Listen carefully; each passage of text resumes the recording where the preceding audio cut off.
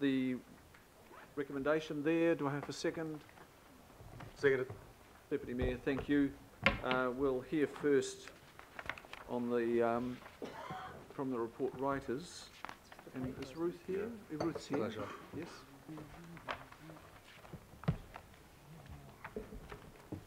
Hey, Ruth. Good afternoon. Ruth, we've read this report. Is there anything else that you would like to cover? You've got a short presentation, haven't you? Yes, it's very short, just 4 slides, just to explain a little bit more about the project. So I can run through that.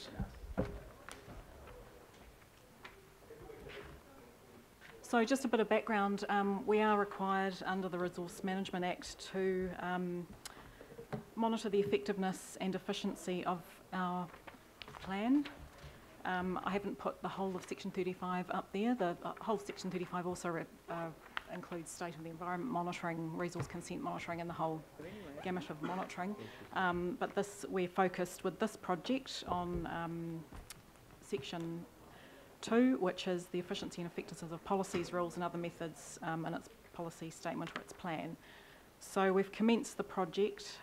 We have 5 years to undertake and complete the project. The RMA doesn't actually prescribe when this particular monitoring is to start or finish. It just requires that we publish a report every 5 years.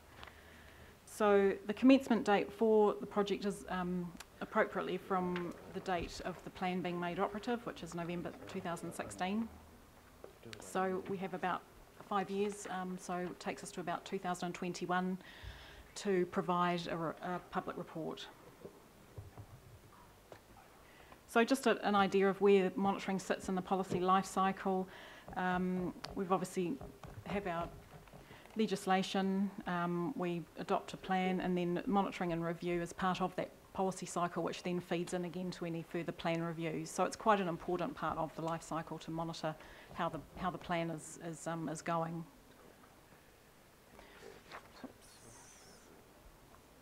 Sorry, could you just? Oh, sorry, could you just fix? It's gone back.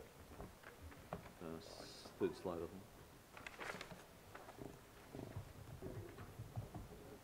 Thank you. So that's just an overall draft timeline. We've done a lot of work already just in the background, researching best practice monitoring. I would also just make the point that we don't have a precedent for this monitoring. There hasn't really been a full monitoring project undertaken, obviously thus far, so this is fairly new ground. We're identifying what's already being done. We've established an overall monitoring framework. And now we're just into the work, completing the project plan, getting our work streams underway in our topic areas, scoping information. There's obviously a lot of information that we've got already, available data, and then we're just in the throes at the moment of developing indicators and measures with a view to evaluating efficiency and effectiveness. So looking towards 2021, we'll provide the report, publish the results, and obviously review the process and establish an ongoing process, so a 5-yearly process. So we obviously can't monitor everything all at once, and I would make the point that everything can't be monitored immediately. Obviously resources and budgets, and also it takes time to gather data and align with other teams' work for efficiency purposes. So in terms of the initial topics, we are focusing on the pillars of the RPS, which from B2 to B10, the chapters of the RPS. So initially, urban growth and form, we're focusing on that with mana whenua up front as well, natural resources in particular, the freshwater systems and the rural environment. So the other topics will be rolling forward over the next couple of years. This isn't a question of importance at all, it's a question of just in terms of what other work is going on and making sure that we're really efficient in how we deal with it. So for example, with the freshwater strand, there's a lot of work going on at the moment with the National Policy Statement for Freshwater Management. So we're working closely with Healthy Waters and other teams in the council to make sure that we present a good, we've got a comprehensive and shared learning over those issues. So that's how we're going forward with that. So that's the end of the presentation. Happy to take questions on it. Thank you, Ruth. Question members? Councillor Walker. Yeah, sure, I understand the Unitary Plan monitoring project.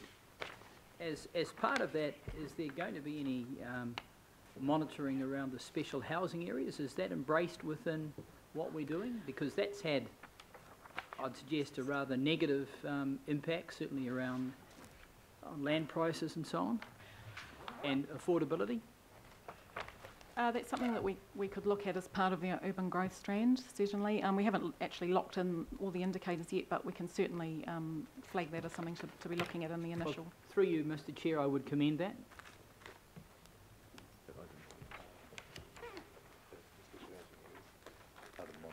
Is that right?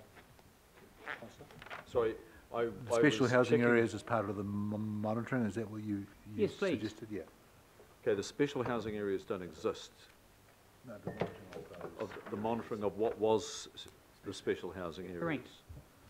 Okay, got you. Can we just move an extension? Okay, I need to move an extension of time. Do I have a second, please? Happy to. Councillor Walker, Wayne Walker, thank you. All those in favour say aye. Contrary, no. Declare that carried. Ruth, thank you. No further questions, feedback, members? Thank you very much, Ruth. Thank you. Well done. All those in favour say aye of the A. Aye. Contrary, no. Declare that carried. Brings us to 13. There's one small update that Colinda's just told me about there.